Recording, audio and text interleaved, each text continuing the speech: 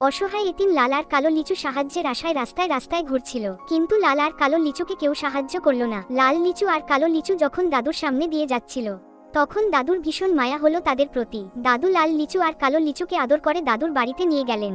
দাদু লাল আর কালো লিচুকে পেট ভরে খেতে দিলেন, কিন্তু দাদুর একটি হিংসুটে রসুন ছিল, যে কোনো কাজ করত না, সারাদিন গেম খেলত। এজন্য দাদু তাকে প্রায়ই বকা দিতেন। দাদুর প্রতি কৃতজ্ঞ লাল আর কালো লিচু ঠিক করলো ওরা কিছু কাজ করবে। লাল লিচু আর কালো লিচু জঙ্গলে গিয়ে কাঠ কাটতে লাগলো। লাল লিচু আর কালো লিচু সেই কাঠ বাজারে বিক্রি করতে লাগলো। কাঠ বিক্রির সব টাকা তারা দাদুর হাতে তুলে দিল। খুশি হয়ে দাদু তাদের আইসক্রিম উপহার দিলেন। কিন্তু অলস রসুন আবারও বকা খেলো দাদুর কাছ থেকে। রাগে অভিমানে রসুন এক ভয়ঙ্কর প্ল্যান করলো। একদিন রসুন দাদুর গ্লাসে বিষ মিশিয়ে দিল এবং সেই পানি কালো লিচুকে দিয়ে দাদুর কাছে পাঠালো। দাদু সেই পানি খেলেন আর সাথে সাথে প্রাণ হারালেন। রসুন তৎক্ষণাৎ পুলিশ ডাকলো। পুলিশ এসে কালো লিচুকে খুনি বলল। তখন লাল লিচু সাহস করে নিজের কাঁধে সব দোষ নিয়ে নিল। পুলিশ তখন লাল লিচুকে ধরে নিয়ে গেল। এই ভালো লাল লিচুর জন্য একটা লাইক দিতে ভুলবেন না।